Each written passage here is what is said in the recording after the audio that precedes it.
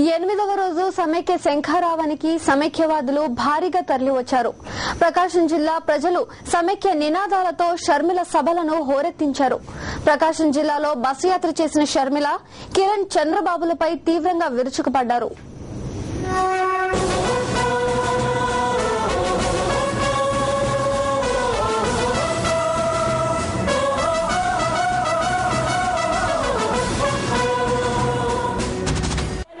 ఒక విరామం తర్వాత మొదలైన సమైక్య శంఖారావానికి ప్రకాశం జిల్లా ప్రజలు బ్రహ్మరథం పట్టారు. సమైక్య శంఖారావంలో భాగంగా ప్రకాశం జిల్లా పొన్నలూరు వచ్చిన షర్మిలకు ప్రజలు బ్రహ్మరథం పట్టారు. జోరు వానలోనూ షర్మిల కోసం ఎదురు చూశారు. పొన్నలూరులో వైఎస్ఆర్ విగ్రహానికి పూలమాల వేశారు షర్మిల. అక్కడి నుంచి కనిగిరి చేరుకున్న షర్మిలకు సమైక్యవాదులు బ్రహ్మరథం పట్టారు. ఇక్కడ సీఎం కిరణ్ పై తీవ్రంగా మండిపడ్డారు షర్మిల. ఇక్కడి నుంచి మార్కాపురం చేరుకునేసరికి సభాస్థలి సమైక్య నినాదాలతో హోరెత్తుతోంది.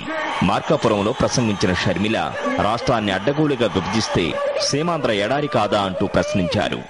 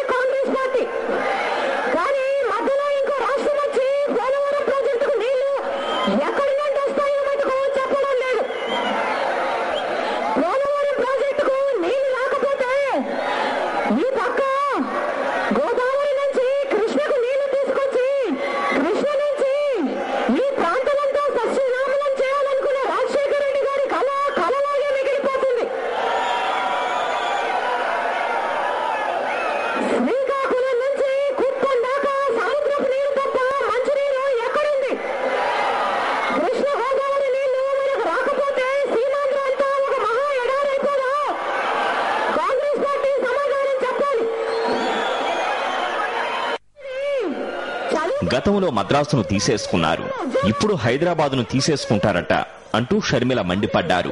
రాష్ట్రంలో చదువుకున్న ప్రతి విద్యార్థి మొట్టమొదటిగా చూసేది హైదరాబాద్ వైపు అన్నారు. ఇప్పుడు చదువుకున్న విద్యార్థులు ఉద్యోగాల కోసం ఎక్కడికి వెళ్లాలని ప్రశ్నించారు. వారిని చదివించిన తల్లిదండ్రులు ఏమైపోవాలన్నారు.